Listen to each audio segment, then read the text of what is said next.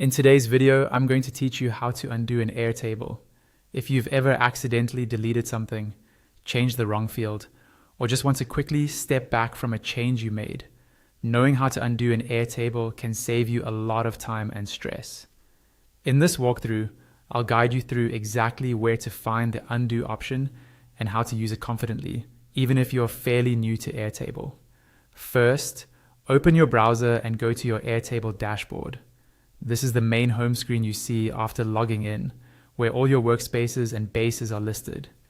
Take a second to make sure you're in the right account if you manage more than one. The undo feature works inside a base, so we need to start from the dashboard and then move into the specific base where you made your recent changes. Next, click on the base you want to go into. This is usually shown as a colored tile or card with the base name on it. Choose the base where you made the edit you want to reverse. Once it opens, you'll see your tables, views, and records as usual. Make sure you're in the correct table or view where the change occurred, so it's easier to confirm that the undo worked. Now look towards the top right corner of the Airtable interface. You'll see a small reverse arrow icon. This is the undo button. It typically curves backward, just like the standard undo icon in many other apps. If you've recently made a change in this base, this icon should be active and clickable. If nothing has changed recently, it may appear less prominent. Go ahead and click on that reverse arrow icon.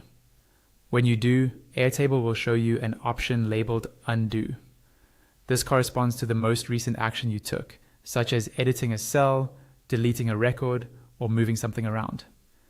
Click on Undo to reverse your last action. As soon as you click it, Airtable will step back one change. You should see your previous data or configuration restored immediately. If you need to go back further, you can usually click Undo multiple times to move back through your recent actions, as long as the session and context remain the same. That's all you need to quickly undo changes in Airtable. Use this whenever you make a mistake, or just want to revert a recent edit without digging through backups or revision